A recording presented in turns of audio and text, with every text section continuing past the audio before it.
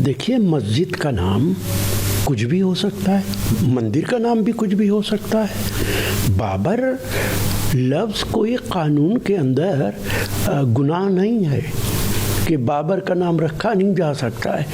हिंदुस्तान के अंदर, दुनिया के अंदर सैकड़ों लोगों के नाम बाबर हैं। अगर कोई मस्जिद का नाम बाबर रखना चाहता है तो कानूनी तौर पे इस पे क्या आपत्ति हो सकती है। और जो ज़बान, जो भाषा उमा भारती बोल रही हैं, उनसे हम यही उम्मीद करते हैं कि वो इसी तरीके की भाषा बोलेंगी। लेकिन प्रधानमंत्री से मैं बड़े अदब से कहूँगा कि उमा भारती और उन जैसे बीजेपी के नेताओं की इन गलत भाषा की वजह से ही देश के अंदर आतंक फैलता है और ताकतवर होता है। सर, पोल्यूशन को लेके लगातार विपक्ष सरकार से सवाल पूछ रहा है। कल कुछ लोगों द्वारा प्रोटेस्ट किया गया, स्टूडेंट द्वारा प्रोटेस्ट जब हटाया गया पुलिस के माध्यम से उन प्रोटेस्टर्स को, तो पेपर स्प्रे का इस्तेमाल जो है पुलिस पर्सनल पर किया गया। हालांकि उन्होंने करीबन 10 से अधिक लोगों को इस मामले में गिरफ्तार भी किया। देखिए, भारत सरकार, बीजेपी की सरकारें जनता का कोई सम्मान नहीं करती है। सत्ता हासिल करने का तो उन्होंने बहुत सारे तरीके इस्तेमाल कर लिए हैं। जनता वोट दे या ना दे, उनकी सरकार बन जाएगी। इसीलिए वो घमंडी होते जा रहे हैं, एरोगेंस बढ़ता जा रहा है और तानाशाही ताकतवर हो रही है। तानाशाह की तरह ही वो देश के लोगों के साथ व्यवहार कर रहे हैं। किसान सड़कों पर बैठेगा, उनको डंडे चलवाएंगे। अगर कोई प्रोटेस्ट करेगा, शाहीन बाग हो जाएगा तो वो देशद्रोही हो जाएगा। अब अगर लोग पॉल्यूशन के खिलाफ जो आसमान छू रहा है दिल्ली के अंदर, प्रोटेस्ट करेंगे तो उनको गिरफ्तार करेंगे। भारत के अंदर ये पहली सरकार है जो जनता के खिलाफ काम कर रही है। सर, राजनाथ सिंह ने कल एक स्टेटमेंट दिया सिंध को लेकर। उन्होंने कहा कि बॉर्डर बदलते रहते हैं, क्या पता कल को सिंध फिर से भारत में वापस आ जाए। सिंधी क्यों, पूरे पाकिस्तान को लीजिए। जब राष्ट्रीय सेवक संघ के मुखिया बार बार कहते हैं कि भारत के अंदर बांग्लादेश और पाकिस्तान, अफगानिस्तान सब शामिल थे, तो सिंध अकेला क्यों भारत में शामिल किया जाए। पूरे पाकिस्तान को शामिल किया जाए और सिंध की तो कोई सरहद ही भारत से नहीं मिलती है, बांग्लादेश के ज़रिए मिलती है। तो अगर सिंध भारत का हिस्सा होगा तो पहले तो अफ़गानिस्तान को हमें अपने साथ लेना होगा। तो इसलिए बड़े पैमाने पे फ़ौज कशी की जाए, अफ़गानिस्तान, पाकिस्तान, बांग्लादेश सबको भारत के अंदर शामिल किया जाए। सर, अखिलेश यादव का एक बयान है जो कि प्रधानमंत्री पर तंज कसते हुए नजर आ रहे थे। किसी के दौरान उनसे जब पूछा गया 2047 को लेकर, तो उन्होंने कहा कि क्या वो सरवाइव करेंगे। फिर एक जो पूछा था उनसे कहा कि आपके सिर पर तो बाल भी नहीं है। क्या इसको हल्के अंदाज में लेना चाहिए, क्योंकि इसको लेकर अब तमाम नेता जो है आपत्ति दर्ज कर रहे हैं। देखिए, राजनीति भारतीय जनता पार्टी ने इस स्तर पर लाकर खड़ी कर दी है कि नेताओं के ज़बान और ख़ास तौर से विपक्ष के नेताओं की भाषा का एक एक लफ्ज़ पकड़ के उसको गलत मानी पहनाए जाते हैं। मजाक के अंदर अगर कोई बात कह दी जाए, उसको भारतीय जनता पार्टी पकड़ लेगी। अगर 2047 तक, खुदा करे नरेंद्र मोदी जी 2047 तक नहीं, 2147 तक जिंदा रहे, लेकिन उस वक्त उनकी उम्र 100 साल हो जाएगी करीब करीब। 100 साल की उम्र में आदमी क्या काम कर पाएगा। दुनिया से हर आदमी को जाना है, किसी को हमेशा दुनिया में कोई नहीं रहता है। तो इस पे अगर कोई मुद्दा बनाया जाता है तो ये तो हिमाकत के अलावा और कुछ नहीं कहा जा सकता। सर SIR को लेकर जिस तरह से BLOs की डेथ हो रही है उसको लेकर लगातार कांग्रेस पार्टी सवाल खड़े कर रही है। कल राहुल गांधी ने भी इसको लेकर ट्वीट किया। जो डेथ हो रही है, क्या सरकार को इस पर कुछ करना चाहिए? क्या BLO, क्योंकि आप लोगों का ये भी आरोप है कि उनके ऊपर इतना प्रेशर बना दिया जा रहा है कि उनको ये कदम उठाने पड़े। देखिए, बिल्कुल BLOs पे इतना प्रेशर है। मेरी कई BLOs से सीधी बात हुई है और अभी तो वो ये कह रहे हैं कि हमारे पास इतना भी वक्त नहीं है कि नए वोट बनाए जाएं।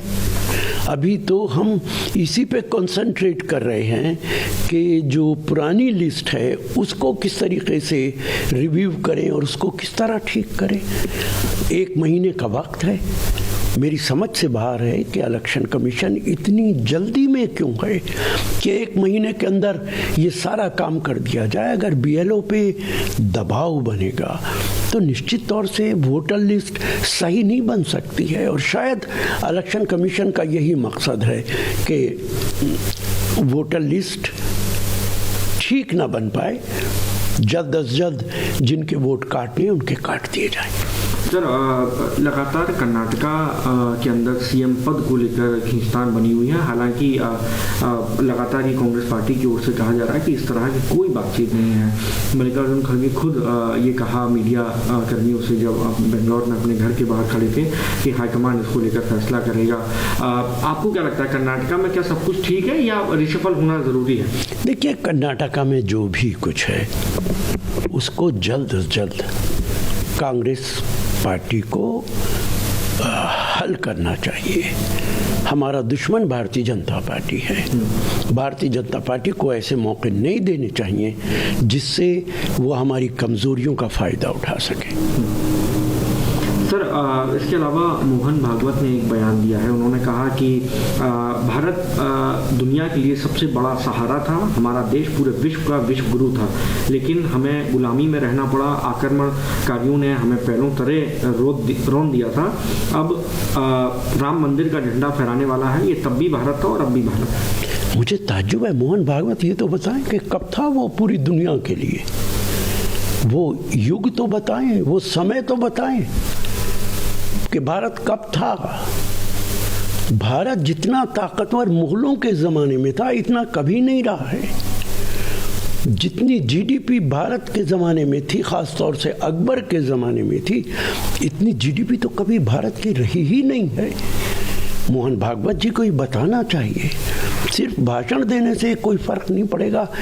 इतिहास को बदला नहीं जा सकता है। भारतीय जनता पार्टी की कोशिश है कि इतिहास को बदल दे, लेकिन इतिहास के पन्ने भी अगर फाड़ दिए जाएं तो इतिहास हमेशा अपनी जगह बाकी रहता है। सर, इसके अलावा राम मंदिर पर केसरिया ध्वज जो है लहराया जाएगा, उस पर आपकी क्या प्रतिक्रिया है? देखिए, वो उनका धार्मिक मामला है।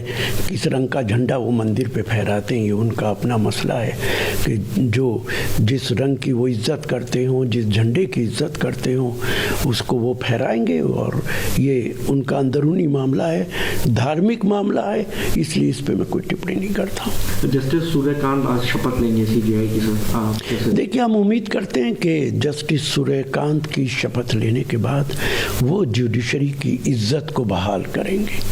आज देश का माहौल ऐसा है कि जहां जुडिशरी पे सवाल उठने लगे हैं।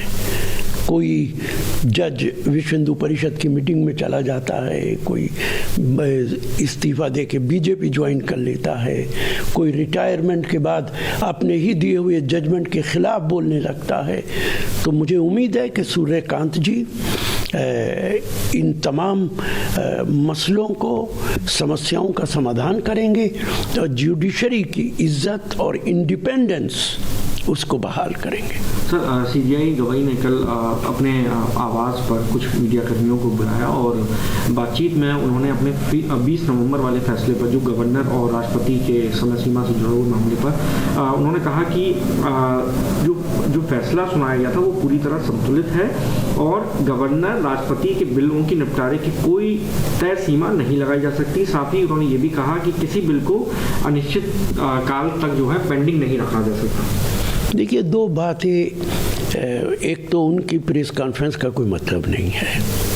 जो जजमेंट है वो जजमेंट है जजमेंट के बाहर जज क्या कहता है उसकी कोई हैसियत नहीं होती है।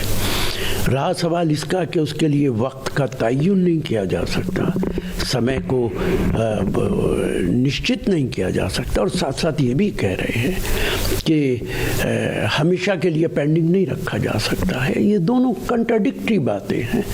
या तो समय तय कीजिए या फिर गवर्नर की मर्जी है, जब तक चाहेगा पेंडिंग रखेगा, जब समय ही तय नहीं होगा। लेकिन आज के हालात में तमाम गवर्नर्स संविधान का मजाक उड़ा रहे हैं। उनकी जिम्मेदारी है कि संविधान को प्रोटेक्ट करें, उनकी जिम्मेदारी है लोकतंत्र को प्रोटेक्ट करें, लेकिन वो आरएसएस के संविधान को प्रोटेक्ट करते हैं, आरएसएस की आइडियोलॉजी को प्रोटेक्ट करते हैं। उनका संविधान से कुछ लेना देना नहीं।